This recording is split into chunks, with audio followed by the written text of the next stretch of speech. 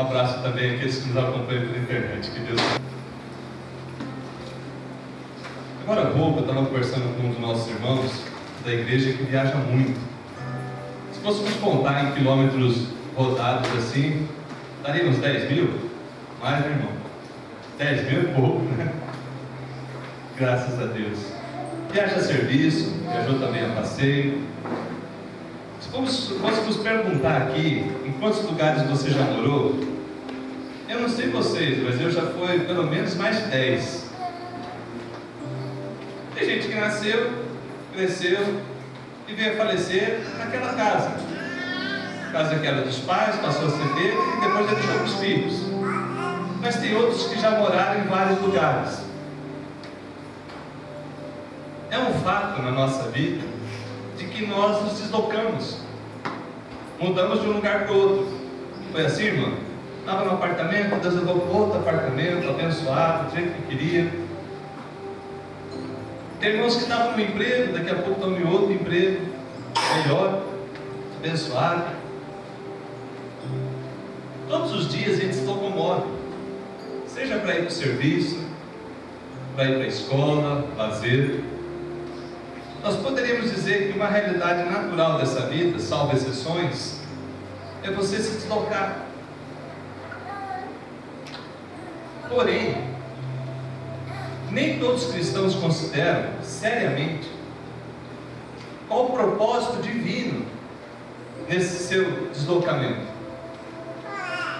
Essa mensagem que eu vou trazer para vocês hoje é adaptada de uma palestra que eu ouvi do doutor reverendo Elias Medeiros. No curso que eu fiz agora em dezembro, ele trouxe uma aula só desse aspecto e me chamou demais a atenção. Por que me chamou a atenção? Porque ele não falou nenhuma novidade,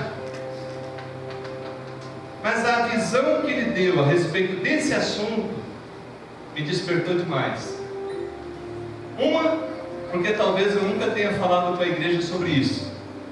Outra, para eu considerar aquilo que eu já considerava, mas fazê-lo de forma mais enfática a respeito do local que eu estou e por que estou ali.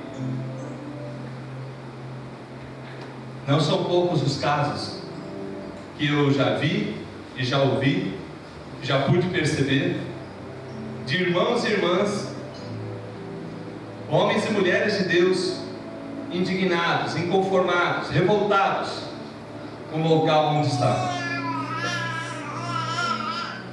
Tinha uma casa com 4 cômodos, agora tem uma casa com 10 e reclama que é difícil de limpar. Gente que tinha um emprego que ganhava 1.000, hoje está no emprego que ganha 5.000 e reclama que o dinheiro não dá. Gente que morava perto de vizinhos agradáveis, entre aspas, e agora tem vizinhos que considera não muito agradáveis e vive reclamando. Parece que é da natureza humana esse espírito de murmuração. Mas, meus irmãos, eu entendo que não deve ser assim. Por várias razões que eu vou te apresentar nessa noite, eu entendo que você não deve simplesmente olhar para as circunstâncias como mera casualidade, obra do acaso,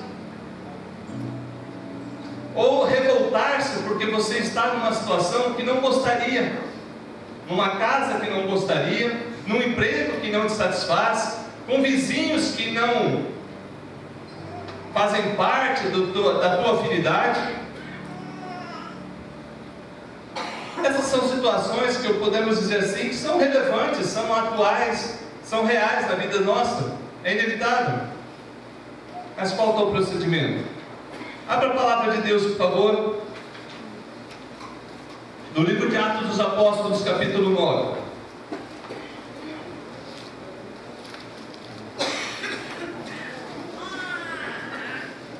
O livro de Atos, no capítulo 9, conta a história da conversão de Saulo de Tarso, que posteriormente passou a ser conhecido como Paulo.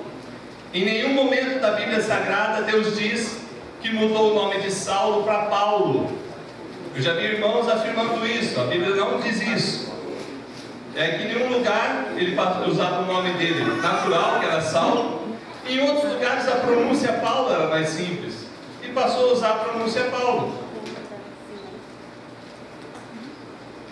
Está lá em Atos capítulo 9. Quem era Saulo de Tarso, ou Paulo?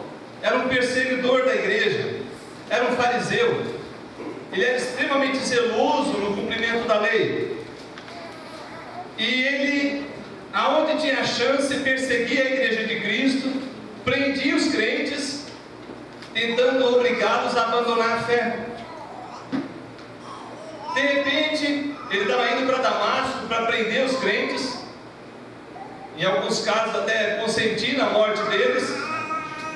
Ele teve um encontro especial com o Senhor Jesus Cristo, ficou cego, e Deus falou que ele entrasse numa cidade, e ali haveria um homem que haveria de orar por ele, e ele restabeleceria a sua visão. Mas veja o versículo 17, repare o versículo 17. Então Ananias foi, e entrando na casa, impôs sobre ele as mãos, dizendo: Saulo, irmão, o Senhor me enviou, a saber, o próprio Jesus, que te apareceu no caminho por onde vinhas, para que recupere a vista e fique cheio do Espírito Santo. Ananias estava com medo de orar por Saulo. Se você for ler a história aqui com cuidado, você vai ver que Ananias falou: mas Senhor, é para orar por esse Saulo de Tarso mesmo? Não é outro, não? Não, é esse mesmo. Mas Senhor, ele persegue a igreja. Não, é para orar por ele. Mas Senhor, você vai ver, ele vai entender o quanto importa sofrer pelo meu nome. Esse é um texto que eu creio que é conhecido da maioria dos irmãos. Mas se não for, depois na sua casa você leia com calma Atos capítulo 9. O que eu quero destacar são dois deslocamentos aqui com um propósito redentivo. Eu poderia começar por esse, abordar vários outros, mas vejamos esse primeiro. Saulo estava indo para Damasco para fazer o que mesmo? Prender os cristãos que lá lhe encontrassem, e de toda forma tentar forçá-los a que eles abandonassem a fé. Em alguns casos lançando na cadeia, em outros chegando a serem mortos. Ele estava decidido a fazer isso. Indo, olha só um deslocamento, indo nesse desígnio maligno, Deus tinha um propósito de redenção daquela vida, um propósito de salvação daquela vida. E o propósito, ainda que desconhecido na vida de Saulo de Tarso, era plenamente do domínio, do conhecimento, do mover, do decreto de Deus naquela circunstância. No meio do caminho, o Senhor Jesus aparece.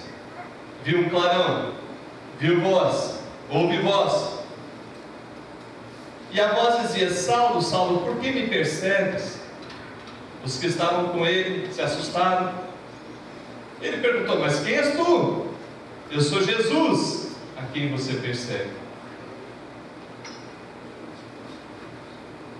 E naquele instante, diz o texto, que Saulo ficou possivelmente assustado, e a consequência desse encontro foi ele ficar cego.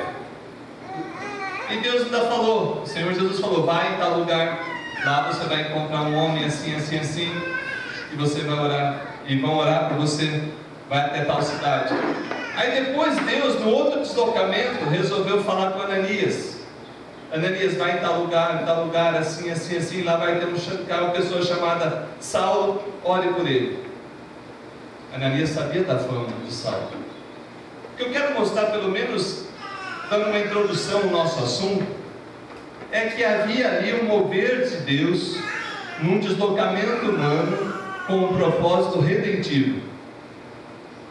Quando eu falo um propósito redentivo, significa Deus queria e realizou uma salvação por meio de uma circunstância que claramente não era previsível.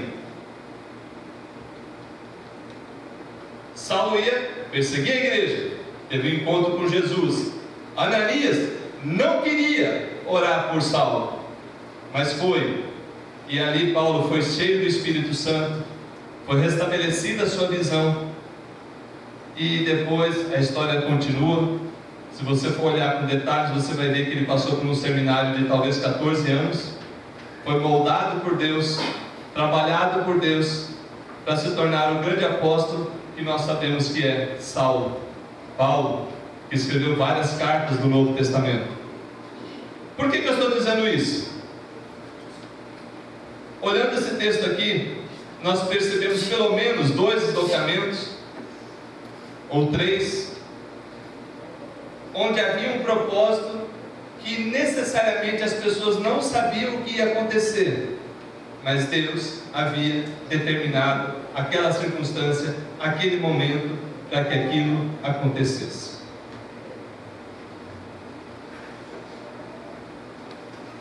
Nós poderíamos ainda falar de diversos personagens bíblicos. Vamos pensar na vida de Abraão. Lembra que o Senhor falou para Abraão, né? Sai da tua terra, da tua parentela, e vai para uma terra que eu te mostrarei. Abraão saiu, indo para onde? Deus foi mostrando depois que ele foi, Deus não mostrou antes. Deus foi guiando ele até a terra prometida. Assim também nós poderíamos falar do deslocamento de Jacó, de José. Eu creio que a história de José do Egito está bem clara na tua mente. Era o filho lá de Jacó,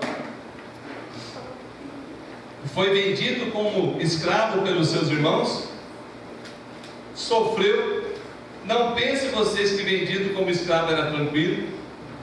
A hora que ele começou a melhorar na casa de Potifar, que era tipo um encarregado lá no Egito, a mulher de Potifar arma uma cilada para ele, ele não cai na cilada, todavia o drama estava feito. Ele foi acusado de tentar abusar da esposa do seu senhor. Isso, meus irmãos, não ficaria impune. Ele foi para a prisão para depois ser morto. Não deixaria por isso mesmo. Mas Deus o livrou da morte, e até na prisão ele começou a prosperar. Resumindo a história, mais adiante, ele se tornou, abaixo de Faraó, a primeira pessoa no Egito. Deus tirou ele de lá, foi vendido como escravo, todo um deslocamento. Teve um momento lá no Egito de alto, momento de baixo, momento de alto. Se preparou, e quando reencontrou com os seus irmãos, falou: vocês intentaram me fazer o mal, mas Deus transformou em bem, para que hoje se preserve a vida de todos vocês. Será que José sabia disso desde o início?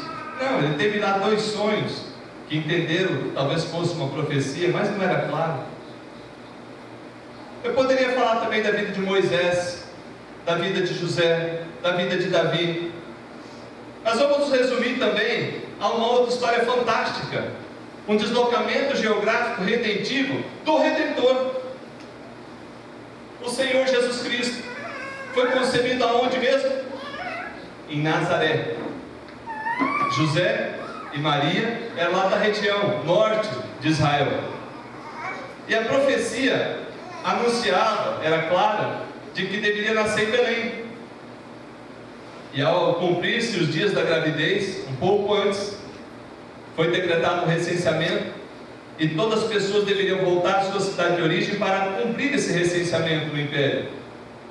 Ao chegar José, Maria e o Senhor Jesus no ventre de Maria, chegando em Belém, cumpriu-se os dias. Saiu de lá, veio daqui, para que ali nascesse o Redentor, nascesse o Senhor e Salvador Jesus Cristo. Eu poderia falar também do tempo que ele ficou no Egito. Foi um propósito redentivo e cumprimento profético. Nós poderíamos falar aqui dos apóstolos. Irmãos, para dizer a verdade, toda a Escritura é cheia de deslocamentos com um propósito redentivo. Não estou falando que esse é o tema central. Nós só podemos ver homens e mulheres que vão daqui para lá e são usados por Deus, e outros saem daqui para lá sem entender nada e também são usados por Deus, seja para a salvação, seja para a preparação para uma salvação, e até mesmo para que seus corações continuem duros e sejam entregues à sua própria perdição. O que eu quero destacar nesse texto? Primeiro, Deus pode e muitas vezes está moldando a nossa vida, transformando a nossa vida pelos locais por onde Ele nos coloca, por onde você passa. Quem aqui gosta de passar dificuldade? Graças a Deus não tem nenhum doido. Ninguém gosta de passar dificuldade. Mas qual foi a vez na tua vida que você mais cresceu espiritualmente? Que você mais orou? Que você mais buscou? No meio da dificuldade. Em muitas circunstâncias da nossa vida, Deus permite que a gente passe, e há um propósito nisso, porque quando falamos de redenção, não estamos falando só da obra de Cristo em nossa vida, nos dando salvação. Nós estamos falando também da obra completa da redenção, que envolve a salvação da nossa vida, mas a santificação da nossa vida, para que sejamos um vaso útil, um vaso disponível nas mãos de Deus. E não poucas vezes Deus vai moldar você através das circunstâncias. Eu me recordo que no início da minha caminhada, eu fui evangelista leigo na cidade de Alto Paraguai, Mato Grosso, 1994. Eu estava com menos de um ano que eu havia entregue minha vida a Jesus Cristo. E o presbitério de Cuiabá, querendo confirmar se eu realmente desejava trabalhar na obra, por essa parte, me convidaram se eu queria ser evangelista e cuidar desse campo. Falei, tudo bem, aceito. Nem conhecia, nem sabia onde era. Chegando lá, era um garimpo em decadência. Não era garimpo na alta, era garimpo na baixa. Logo que eu chego na cidade, passou uma ambulância, daquelas antigas, ainda parecendo um camburão. Ligado, eu assustei, uma cidadezinha pequena, já passa ambulância. O que foi? Não, esfaquearam um. Esfaquearam um. Isso é normal? Normal. Brigas, mortes, haviam bastante. Pelo tamanho da cidade, o número era bem grande. E ali Deus foi moldando a minha vida, me ensinando a orar mais, me ensinando a depender mais, me ensinando de que nem só de pão viverá o homem, mas de toda palavra que procede da boca de Deus, me ensinando que a vontade dele tem que estar acima da minha, me ensinando de que a obra de Deus, a igreja de Deus, não é como eu quero, mas sim como Ele quer, que por mais que eu esforço, o meu esforço não é capaz de mudar os corações se não houver um mover, uma ação poderosa do Espírito Santo. Ali no meio daquela dificuldade, eu aprendi a orar mais, eu aprendi a jejuar mais, eu aprendi a aceitar mais as pessoas, eu aprendi que Deus tem o seu próprio tempo, o seu próprio jeito com cada um, e de que eu não sou capaz de entrar no coração e na mente e transformar alguém. Graças a Deus eu aprendi. E olha que parece que a gente desaprende, mas depois aprende de novo. De que Deus, e de que na obra de Deus, eu sou só um cooperador. Eu ajo naquilo que Ele já está agindo, e eu só faço até onde é permitido, até onde me dá liberdade. Mas o quanto isso é bom, o quanto é bom saber de que Deus é que está no controle e não eu. Guarde essa frase: Deus está no controle e não você. E quando eu falo deslocamento redentivo, é porque Deus me tirou de Chapada dos Guimarães, onde eu havia convertido. O presbitério queria me mandar para o seminário, mas alguns queriam me submeter a uma prova antes, e me mandaram para esse campo. Ali eu passei muitas lutas, dificuldades. Foi nesse lugar que eu falei que eu andava 45, 50 quilômetros para ir para a igreja rural. Andava a pé, cantando hinos, feliz da vida. E uma vez um irmãozinho, não sei se era enviado do capeta ou não, falou: por que você vai a pé, pastor? Porque eu não tenho carro. Se tivesse carro, eu ia de carro. Mas no caminho ninguém te dá carona. Eu falei: com essa cara alguém vai me dar carona? Eu era bem magrinho, bem magrinho. E a cara não ajudava. O pessoal parava assim, quando parava de me dar carona, eu sabia que era de Deus. Não é porque minha fachada ajudava, não. Eu sabia que era Deus que mandou parar. Algumas vezes eu conseguia carona, quando não conseguia, eu ia a pé. Aí depois de alguns meses eu consegui comprar uma bicicleta. A viagem, que era de 6, 7 horas a pé, passou a ser feita em 3 horas. Eu fiquei todo feliz. Ia de bicicleta. Queridos, essa semana eu estava lembrando de uma música que fala que nós devemos descer a olaria de Deus, de que o vaso tem que ser moldado para que seja útil. Só que para moldar às vezes dói, às vezes incomoda, porque mexe com os nossos valores errados, os nossos princípios errados, com os nossos crendices erradas. Só que quando você se deixa moldar, é muito melhor. Então, a primeira verdade que eu quero que você entenda sobre esse deslocamento com propósito redentivo é de que Deus está moldando a nossa vida. No caso aqui de Ananias, o que Deus estava fazendo?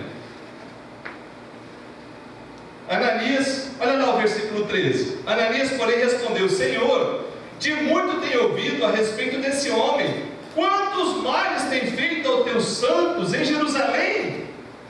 Para aqui trouxe autorização dos principais sacerdotes para prender os que invocam o teu nome.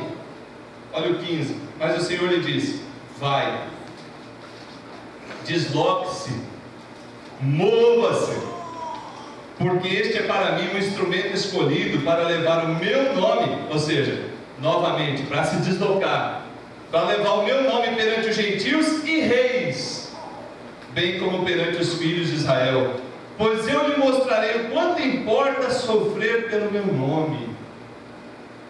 Deus estava moldando a vida de Paulo, de Saulo de Tarso. Deus estava moldando a vida de Ananias, com um propósito de redenção, de salvação completa daquelas vidas, não só de Saulo, mas a transformação de Ananias, que tinha uma visão de que alguém que perseguia a igreja não poderia passar a ser um pregador. E Deus falou: não é assim. Aquele que eu transformo, porque para mim não haverá impossíveis. Lembra do que o Senhor disse? Não tem impossível. Eu pego um perseguidor e faço um pregador. Louvado seja o nome de Deus. Segundo, esse deslocamento com propósito redentivo é para que a gente venha a anunciar a salvação com a vida e com a palavra de Deus. Irmão, você já pensou no impacto que tem a tua presença onde você chega? Há uns 15 anos atrás eu ouvi uma mensagem sobre o reino de Deus chegando. Não estou falando da questão de pré-milenismo, amilenismo, nada disso. Porque o Senhor falou que aonde está a igreja, ali está o corpo de Cristo. E aonde chega um cristão, o reino de Deus chegou. Você considera que aonde você está é um local para que você represente o Senhor, seu Deus? Por que a Bíblia Sagrada nos chama de embaixadores? E que é embaixador, Marcelo? É alguém que representa essa nação na outra nação, não é isso? E defende os interesses de qual nação? Da tua. Quando a Bíblia fala que nós somos embaixadores de Cristo, ela está falando: aonde você estiver, você me representa. Você anuncia o meu projeto, seja por palavra, seja pela vida. Graças a Deus, faz tempo que eu aprendi isso, de que nós podemos sim ser uma fonte de bênção aonde estamos, para anunciar, não só com palavra, mas através de atitude. Através de atitude. Você enxerga isso? Você já parou para pensar nisso? Qual que é a nossa prática evangelizadora? Eu não estou criticando os eventos, não. Por favor, me entendam o que eu estou dizendo. Eu vou repetir. Nós temos uma prática de achar que porque a gente traz na igreja, eu estou fazendo a obra de Deus. Amém. Glória a Deus. Não estou reclamando disso. Mas eu estou dizendo quando você acha que a única forma é essa. Esse é o perigo. E vou te mostrar uma coisa. Tem lugares que jamais eu conseguiria entrar do ponto de vista humano, mas que você está lá todo dia.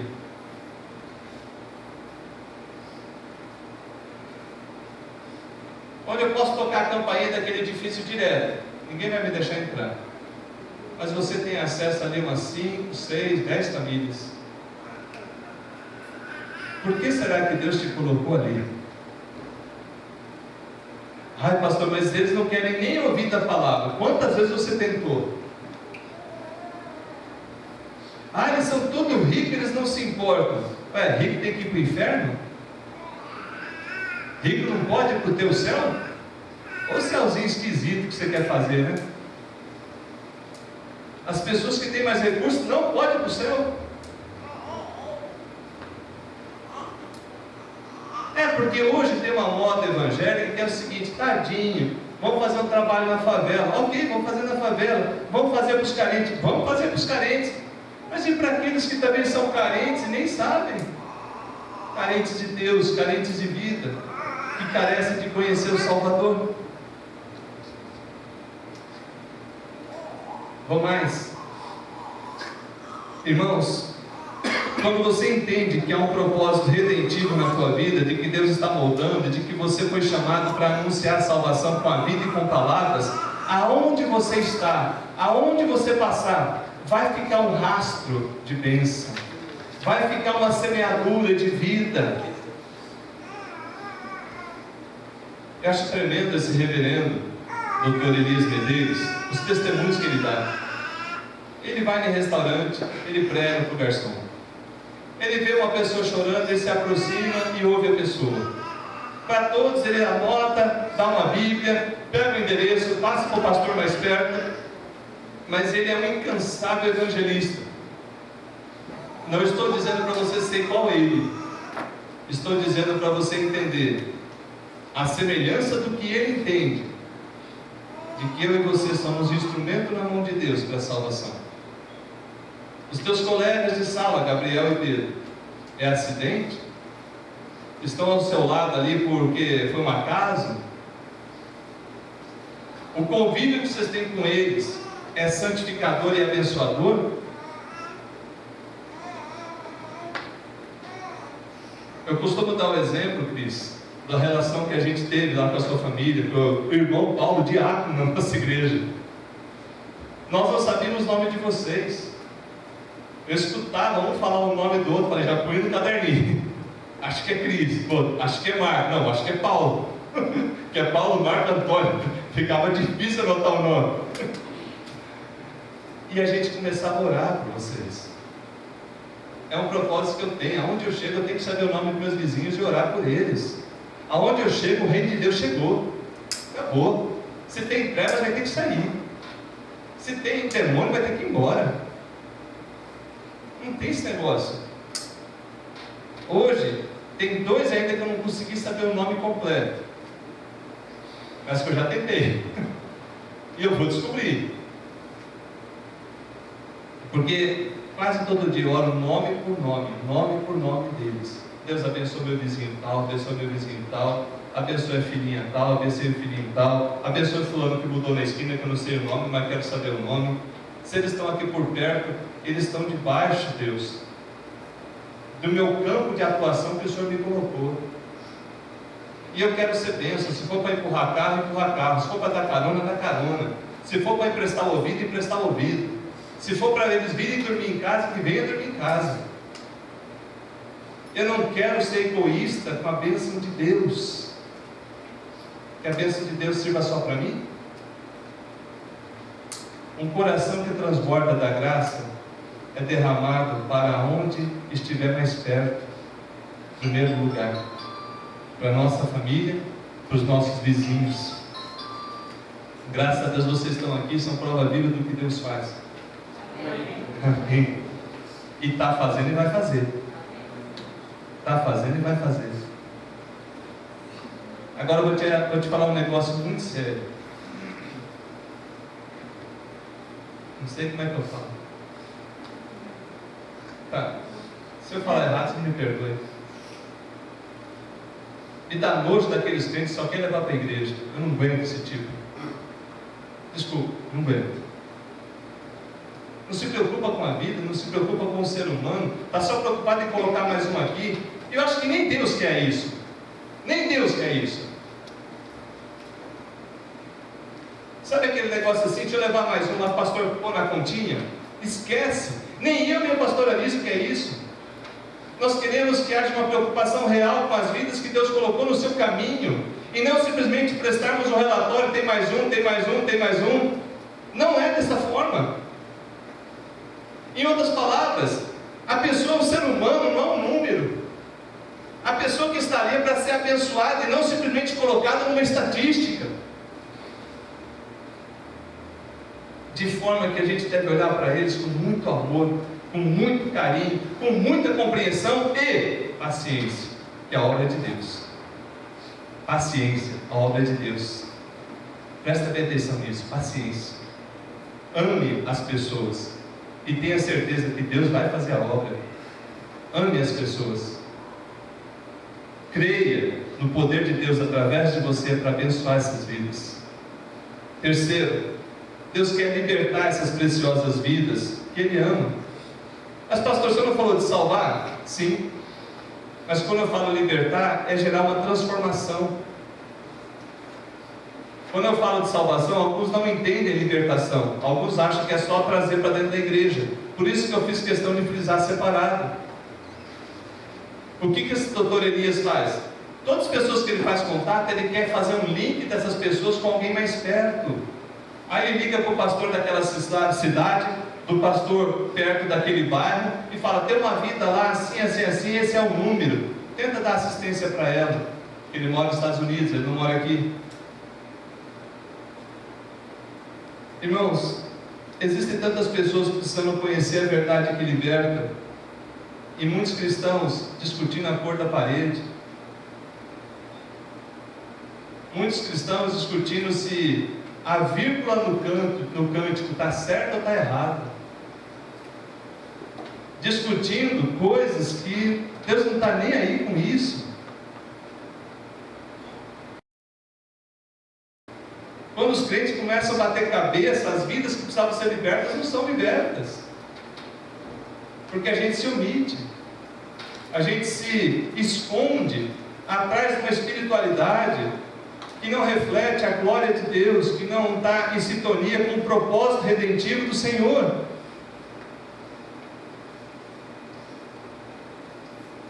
Oh meu Deus, quanto isso me incomoda, de simplesmente ser de Jesus. Tem uma música aí que fizeram recente, eu não lembro a letra inteira, mas ela diz assim, simples como Jesus. Lembra aí? Lembra aí? Eu não lembro a letra inteira, mas ela fala isso, ser simples como Jesus, humilde como Jesus. Você entende o que é isso? Jesus conversaria com alguém que não vale nada? Aos olhos do mundo? Conversaria.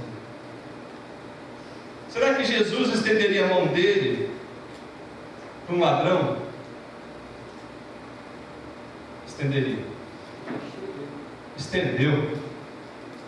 Será que Jesus conversaria com aqueles que socialmente não são tão bem vistos? Sim. Porque o propósito de Jesus não era dar um abraço, estender a mão. O propósito de Jesus era transformar aquela vida, libertar essa vida. E eu quero ser simples, eu quero ser humilde, eu quero estar na mão de Deus, eu quero ser aquilo que Deus quer que seja. Que assim aconteça com cada um de nós. Há um propósito de Deus em você estar aqui, há um propósito de Deus em Deus te colocar onde você está. E se nós continuarmos com aquela história de que a tarefa de ser bênção é do pastor, de que a tarefa de ser bênção é do presbítero, de que a tarefa de ser bênção é daqueles que são constituídos oficialmente pela igreja, nós nunca vamos ver o poder de Deus que poderíamos ver atuando em nós e através de nós. Por isso que o finalzinho do Evangelho de Marcos, capítulo 16, fala que esses sinais vão acompanhar os que creem, não os que duvidam.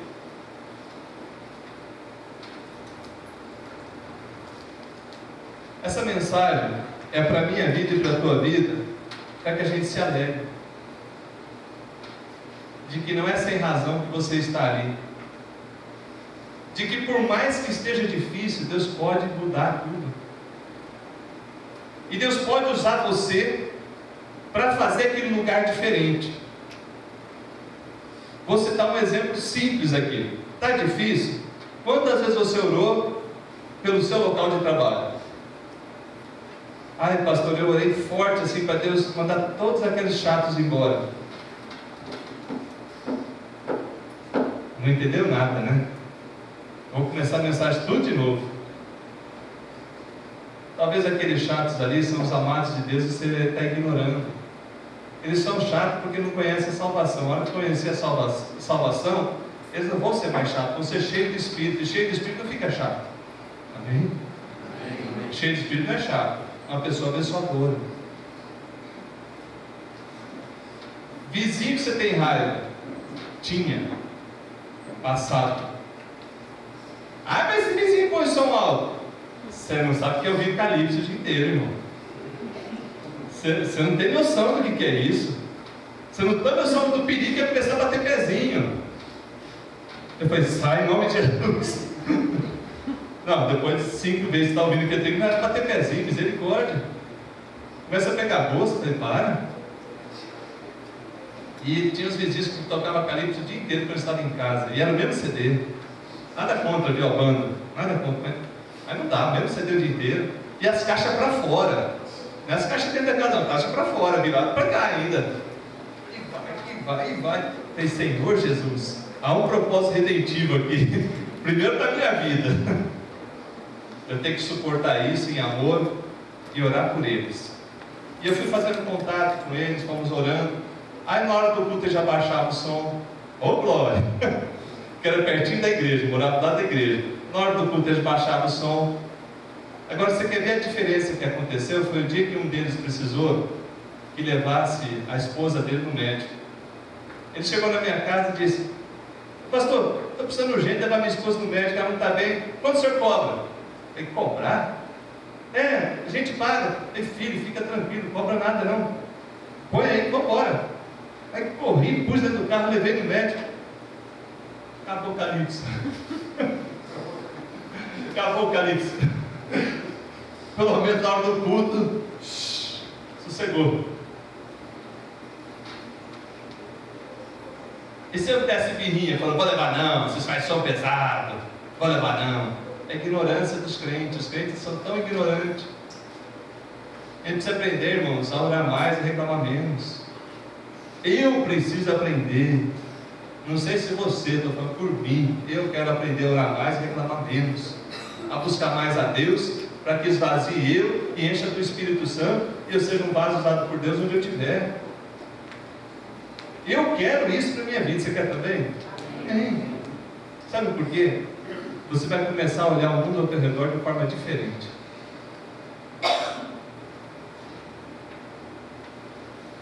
Irmãos, você está numa faculdade, qual a chance de eu entrar na tua classe? Ah, eu quero conversar com o Bruno aqui, dá licença?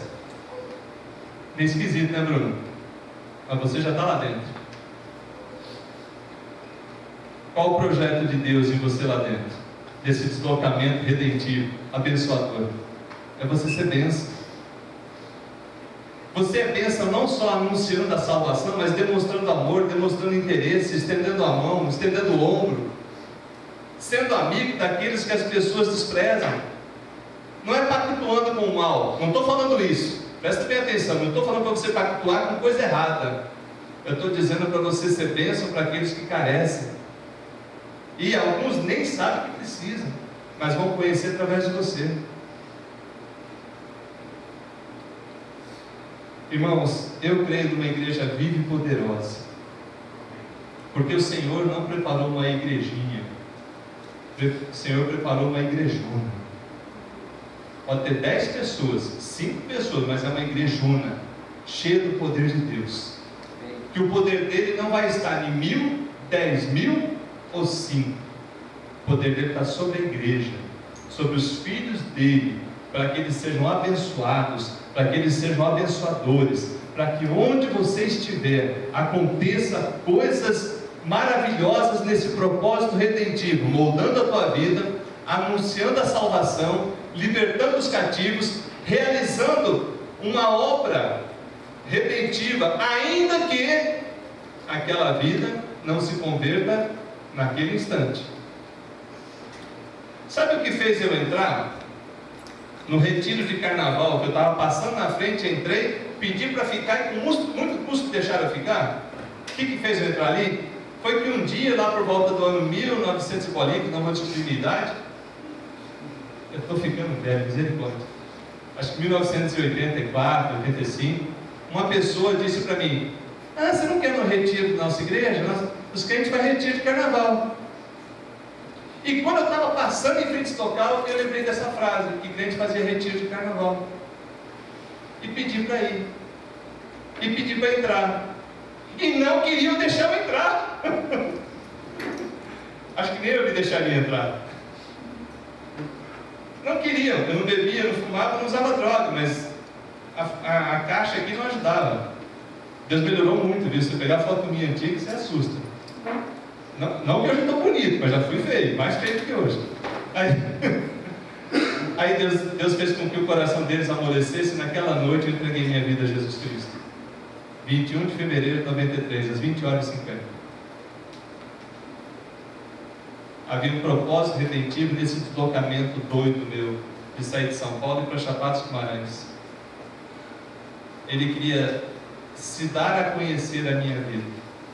E eu conheci e me entreguei. Não ignore isso. Não ignore o local onde você mora, o local onde você trabalha, o local onde você estuda, o lazer. Está andando de skate ainda, Pedro? Não? Mas um colega andando de skate é uma bênção para não cair do tombo. Dos dois jeitos é uma bênção. Não cair do tombo, mas caindo também. Que hora que cai, você volta lá, ajuda. Por que você veio me ajudar? Porque Deus está comigo e eu quero te ajudar. Machucou? Não. Graças a Deus. Deus preservou a tua vida. Está vendo? Palavra de redenção. Palavras que anunciam um Deus que cuida, um Deus que providencia, um Deus que está amparando. Entendeu essa mensagem? Agora você consegue sair e viver?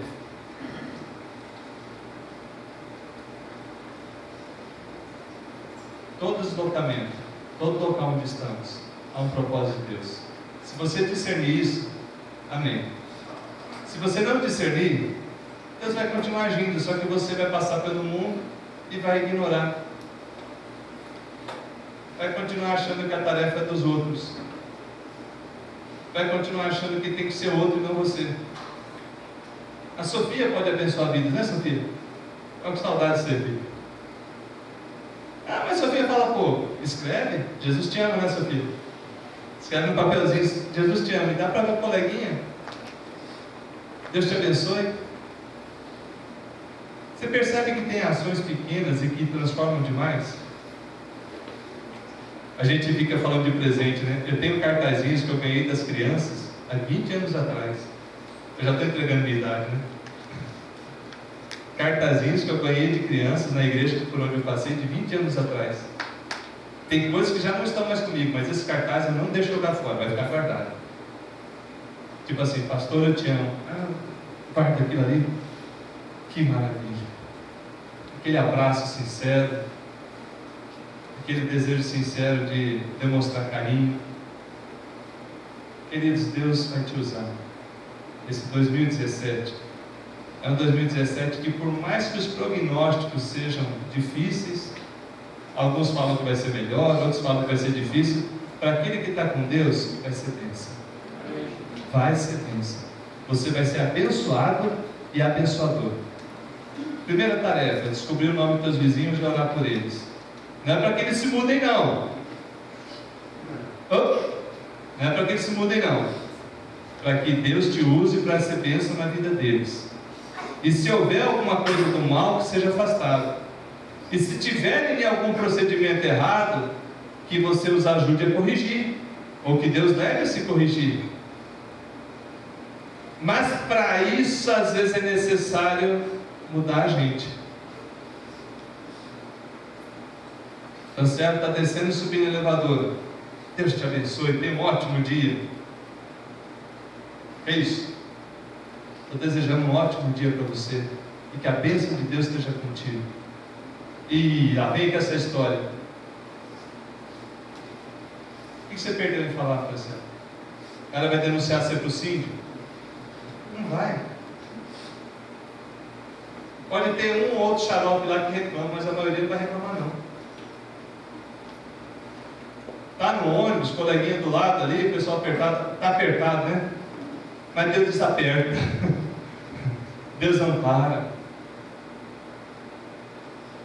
A gente vai orar agora, encerrando essa mensagem, e vamos orar o seguinte: se você concorda, se você não concorda, não diga amém. Deus, eis-me aqui, molda a minha vida e use a minha vida. Aonde eu estiver, eu quero ser abençoado e abençoador. Todo local por onde eu passar, eu vou entender que há um propósito de redenção, ainda que eu desconheça. Lembra que eu falei de Ananias? Lembra que eu falei de Saulo? Lembra que eu falei de José? Ou você acha que é bom ser vendido como escravo? Todo mundo quer ser o segundo no Egito, mas ninguém quer ser vendido como escravo, né? Ah, José foi o segundo no Egito. E o período que ele passou na prisão? E esse período de dificuldade? Mas eu quero te dizer que em cada circunstância, Deus contigo, você vai vencer. Você vai ser moldado, vai ser abençoado, vai ser abençoador. As vidas ao seu redor vão ser abençoadas. Pessoas que talvez achavam que ser crente é muito chato, vão começar a achar que ser crente é ótimo. Porque esses crentes que moram aqui do meu lado, esses crentes que são meu vizinho, são gente boa, são gente que intercede, são gente que ama, são gente que se importa. E eu nem sou da igreja deles. Eu nem sou da igreja deles. Às vezes me cumprimentam, dão um bom dia e se preocupam comigo. Isso faz diferença. Porque é assim que Jesus fazia. Jesus não estava preocupado só das pessoas crerem nele, mas de verem nele o Salvador, o Redentor. Fique em pé, em nome de Jesus.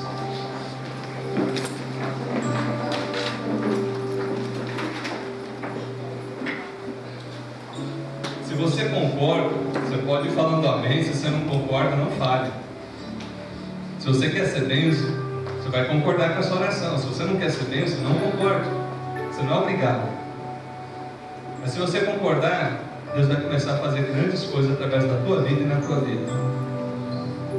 Vai começar a te mostrar um propósito muito maior na tua existência. E a alegria, o renovo, a bênção de Deus vai transbordar em você e através de você.